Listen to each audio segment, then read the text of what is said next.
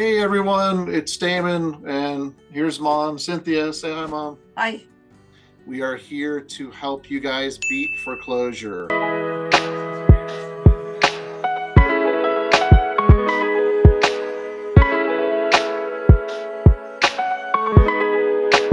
Thank you for tuning in. We're on about our 6th video now, I think, in our series, and we're just going to do a little recap, I think, right, Mom?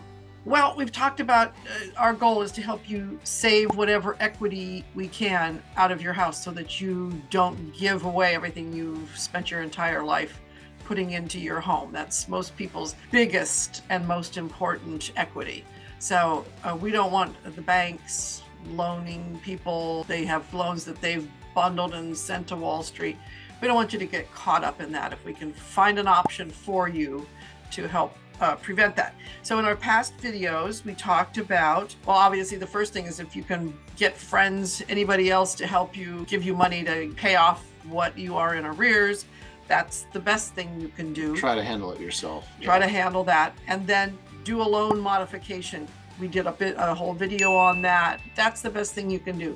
If you can qualify for that, do it. It can be a difficult process, but we can sort of help you with that and avoid some of the pitfalls and tell you what the requirements are and so forth. Then maybe try putting your house on the market yourself. Then you save the escrow fees and the realtor's fees. All the realtor fees, right? And that can be a fair amount of money too, which is 10% usually, right? Right, so for that. So that's the next thing. I encourage people to try to do that if they can. The issue that I've seen is that with the market shifting and whatnot, they usually, if they can't get it sold, they're losing time.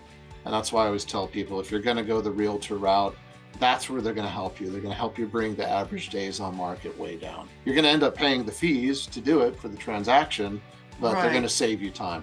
Because there is a risk right now, weekly. The stock market changes, the price of home changes, interest rates for loans keep going up, the prices of homes have been coming down. So that's why we're going to do a once a week update to tell you what are those things impacting your ability to save some of the equity out of your house, get it sold, get a deal closed, and move on with your life. Well, and every state is going to be different. Every market is going to be different. So we'll try to give you what we're seeing here locally. We're in Southern California. And then we can also, as we watch the news and whatnot, I know we like to tune in every day to that and keep a kind of the macro viewpoint as well. And then we talked about trying to get a cash offer from investors. That's pretty much what we do, and we would try to get you the very best price that we can. But we need to have contact with you because every single house is one of a kind, uniquely yours, individual.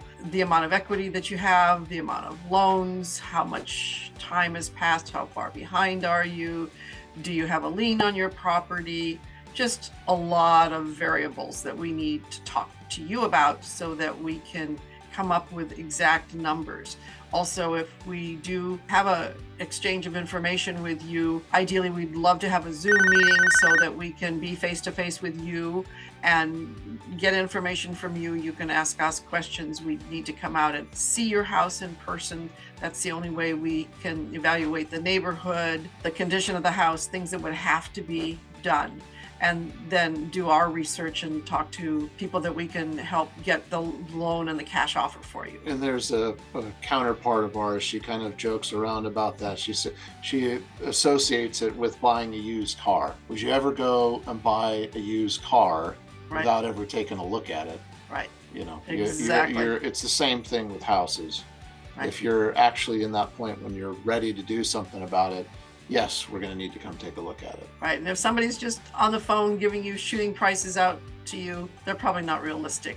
You have to be a little bit careful of that. It's a step-by-step procedure that you have to have correct information and have all the puzzle pieces come together so that what you are presented is accurate, honest, upfront, where you know everything that's happening. One other thing that's a problem now is that there are fewer and fewer buyers. Part of that is the interest rates are going up. They are supposedly going to raise 0.25 every quarter this year for 2023, which means it's even going to be harder to get a loan. So that brings the number of buyers that you have potentially down. So that impacts your decision and what you do, which is something that makes it better to sometimes take a cash offer if it's going to help you get your equity and help you move on with your life, rather than allow it. If you're already in pre-foreclosure, you've received a letter of intent, and then you basically have already gotten in arrears by 90 days, and then it's up to 6 months by the time they're going to send you a letter that they have set up an auction, that they will have the auction, and then you'll be evicted. So all of that we're really not wanting to happen. So we get people with a lot of questions. As a matter of fact, our next video that we're going to do, we have received some questions, and we're going to spend that video answering those questions. We can share that email that we just received the other night. So we have one little graphic that we wanted to go over that's basically talking about the different options here, and we'll kind of give you our 2 cents here. Let me, as I'm getting used to doing these videos, I'm trying to expand us as big as possible so you can see us with the graphics there. So here are the different options. So the first one there, loan modification, we talked about. And I received this from a counterpart of ours. I don't agree with everything that's being said, but we can kind of go through it. What's it say there? We need to make 2 times the mortgage payment and income per month. Well, that's one of the problems with trying to get these loan modifications, is that they will take what you already are in arrears and they will tack it on to the end of your loan. They don't rewrite. That's a sort of like a refinance, but they will change your loan amount of the interest rate that you're having to pay. So you would then have to increase your payment because the interest rate has gone up, and then you have to have, as it points out on the screen here, you have to make at least 2 times whatever that mortgage payment will be when it's rewritten, so that I've heard it's more than that, but okay. 2 to 3 times 2 to 3 now, somewhere. because and only about a third of the loans are being approved right now.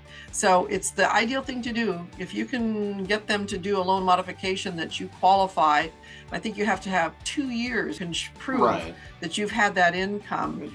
And with most people, you've either been locked down with COVID, your company has shut down, you've been let go. Any of those things will make it not possible to do that loan modification. The refinance is the next one. These are all bank possibilities. Must be, I'll just read it. Must be in good standing with good credit to be approved. And that's the main thing here. Your home must be in good financeable condition. And if you're in arrears, usually that'll kick you out of getting the a refinance. Mm-hmm. And you wouldn't want to probably do a refi with today's rates anyway, unless you're going to buy it down. But that's a whole other thing. You have to have the money to be able to buy it down. So that's probably not even a good option. And then this next one, bridge loans and private loans, says you must be in good standing with some cash reserves. You got to demonstrate the ability to pay back the loan, potentially high interest rate. Yeah, that's it could be 18% or higher. This is so that's the bridge loan is like a secondary. It's a second TD. Yeah. I don't think that's something that's going to help anybody who's in pre-foreclosure. Right. So that doesn't. I don't think that really even applies. Then the next step is what we've been talking about, possibly doing a listing. Do it yourself. I'm a realtor. I'd love to be able to help you list the property. Sure. If you can do it yourself, that's something that it has its own snags, but it's a possibility, or list it with a realtor. Then you do have to pay the closing and the realtor's costs. So what is it saying here? Potentially lengthy process. And see, this is an investor slant on it. The realtor is going to tell you opposite of that it's actually going to make it less time. So this is from an investor's viewpoint. Right.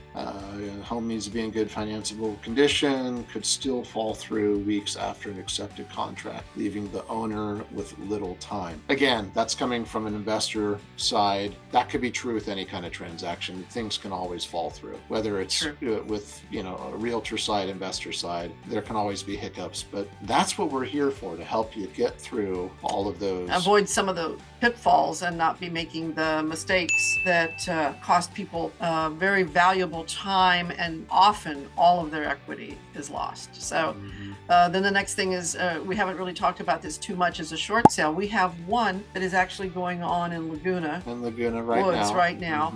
That's where there's really almost no equity left, and usually you do not get any of the equity that way, but sometimes they will pay up to like $10,000. That's what it says here. Is that what it says? So yeah, Yes. I mean, the short version of it for the short sale, people are usually upside down, right?